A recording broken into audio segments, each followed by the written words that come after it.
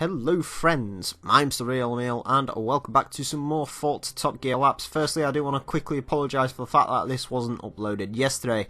Anyways, today's theme is best of the early 2000s. Now if you catched us last week, we did best of the 90s and this follows a similar rule set. I've gone for 7 cars which are probably the most recognisable of their era. These cars weren't necessarily picked by me. I've gone through many lists and so on to find the cars which were deemed the best of this era.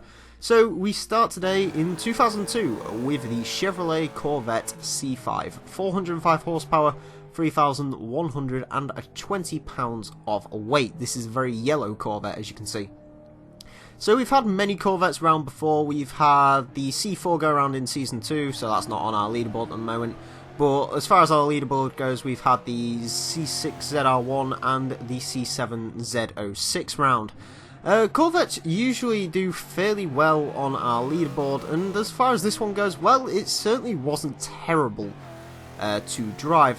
It is a 2002 Corvette. You'd expect this thing to be sliding everywhere, much like the Viper of last week. However, much like the Viper of last week, this is actually a fairly tame car. I did have a few more issues with this than I did over the 99 Viper.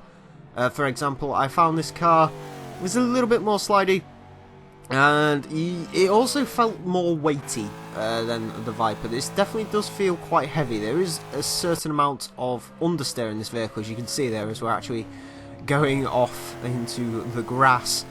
But the C5, it definitely wasn't a bad handling car. This is actually a very, very good car, especially for the money. I think this thing is like ridiculously cheap, just like the 99 Viper. I would take the 99 Viper over this, however the C5 definitely isn't a bad car. Next up, probably the most recognisable car from this era. This is the Enzo Ferrari, 650 horsepower, 3,086 pounds of weight. We've had the Enzo Ferrari go around a couple of times in previous seasons. So I was kind of curious to see what it would be like here in Forza 6. I've got to be honest, it isn't quite as nice as the Maserati MC12. For those of you who don't know, those cars are basically sister cars. I will say the Enzo is quicker in a straight line than the MC12. They're actually relatively similar. So I was comparing them. This is faster in a straight line than the MC12, and perhaps even maybe a bit faster round the corners, if you got it right.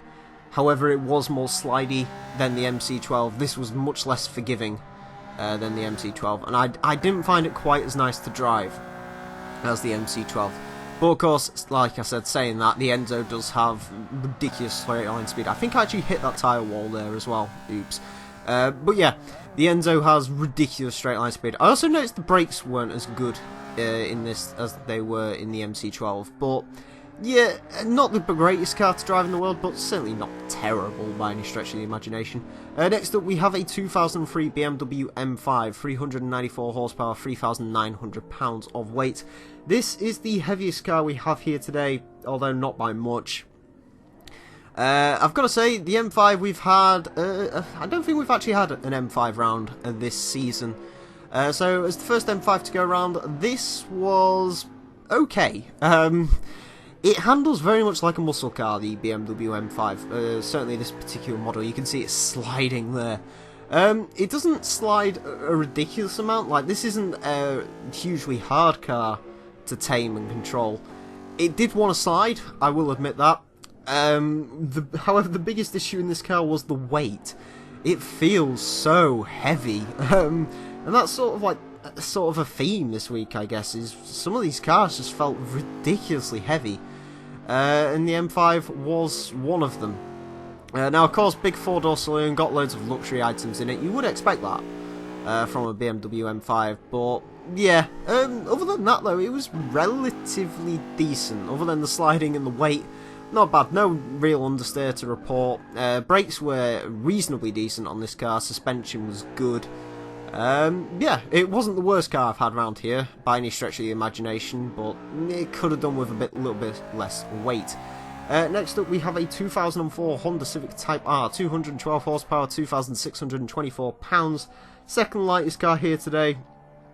Second least powerful car here today as well. Civic Type Rs have done okay round here, I guess. The EK9's gone round, and that was a pretty decent car to drive.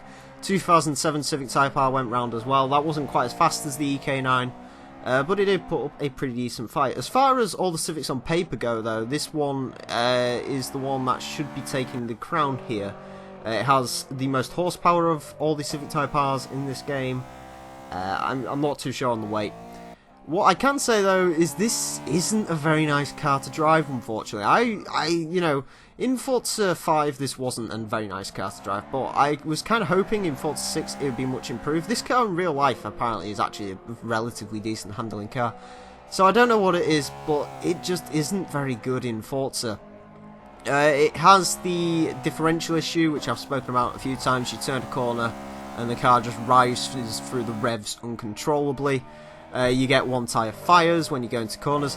Understeer isn't that big of an issue, and there isn't any lift-off oversteer in this vehicle, but it just isn't quite as good as you'd expect it to be, unfortunately.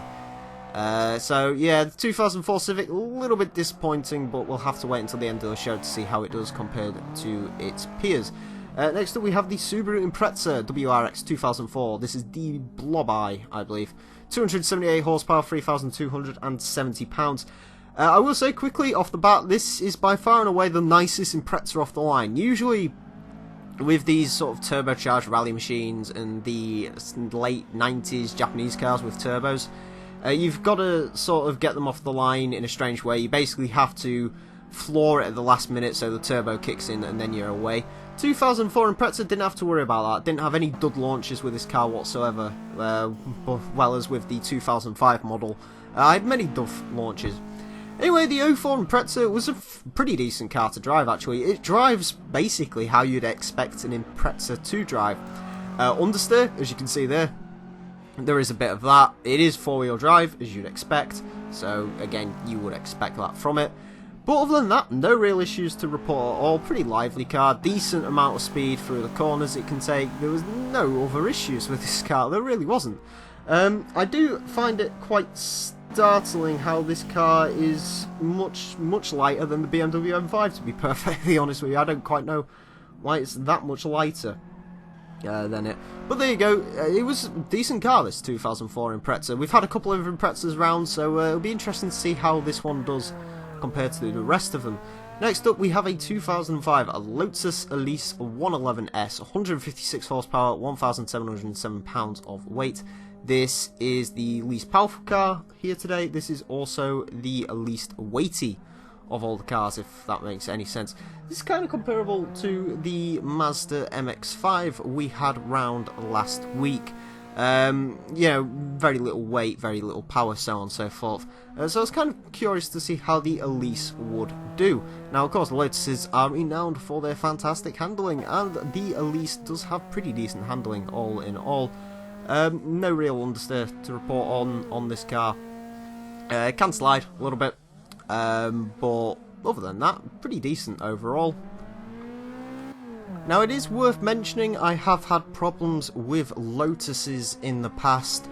You know, in Forza 5 the track cars themselves were very weird. When it comes to handling, they would slide out uncontrollably. And that was very much an issue I had with the Excedia on that game. However, the Elise didn't really have any of those issues. It would go slidey.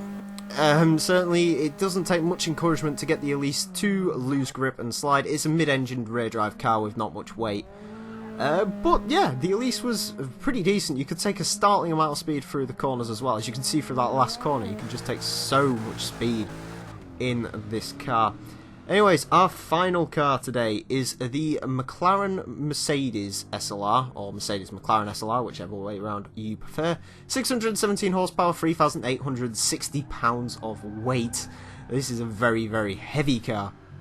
So the SLR McLaren, we've had this round a couple of times during our time here with Top Gear laps in previous seasons and so on, and I've never really been a fan of this car. I've got to say, here in Forza 6, this is probably the worst iteration of SLR. This is not a good car to drive, it's really not. Its new big thing it has is ludicrous amounts of understeer. This understeers so badly. It's just ridiculous amounts of understeer. And then, of course, it can transition into rather a weird amount of oversteer. You can actually see it through these corners, the SLR just fidgeting everywhere. You can see the suspension not being able to deal with it, and it's not a good car, this SLR McLaren. The brakes also aren't very good on this car at all, so yeah, the SLR McLaren is a dud car. It really is. It's not a good car, this. This slides over the line. Anyways, onto the time, and the Enzo Ferrari goes into second with a 1:13.688. That is insane, beating out the MC12, the sister car, a 650S, Lamborghini Huracan, Aventador. That was just ludicrously fast. The Mercedes McLaren goes into 30th with a 1:19.302, slightly faster than a Chevrolet Camaro, slightly slower than a Ferrari California T and a Mercedes AMG GTS. Not a quick car, not a good car. Going down the board, we find the Chevrolet Corvette C5, 121.546 in 38th. Beats a Ferrari F355 Berlinetta, which is pretty damn decent. Yeah, that was a decent enough time from the Corvette.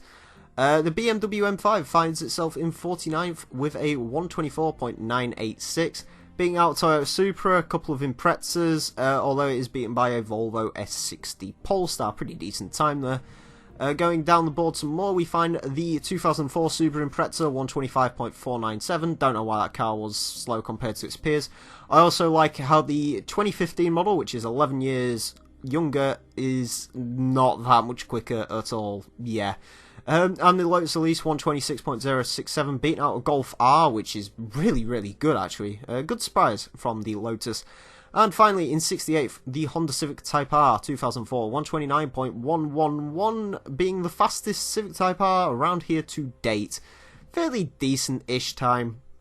If the car didn't have so many weird handling quirks, I could imagine that would be much, much quicker. Anyway, friends, that is about it for today. Next week, we are going to have Best of the Late 2000s, the final installment in this. So, as usual, recommend cars down below that you'd like to see be used in that episode.